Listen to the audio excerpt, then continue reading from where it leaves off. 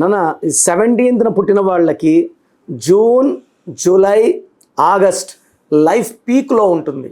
September ఒక్క నెల వీళ్ళకి వీక్. ఓకే. ఖర్చులు, ఇబ్బందులు, కార్ రిపేర్లు రావడం, యాక్సిడెంట్లు అవ్వడం, అనవసరంగా పక్కింటోడితో ఎదురింటోడితో మనస్పర్ధలు, కొట్లాటలు రావడం ఈ సెప్టెంబర్లో ఉంది. June, July, August, October, November, December ఈ 17th పుట్టిన వాళ్ళకి అద్భుతంగా ఉంది. ఒక సెప్టెంబర్ నెలలో జాగ్రత్తగా ఉంటే వీళ్ళకి అడ్డు లేదు. అండ్ నేను చెప్పినట్టు లక్కీ కలర్స్, లక్కీ స్టోన్స్ వేసుకుంటే చాలా బాగుంటుంది.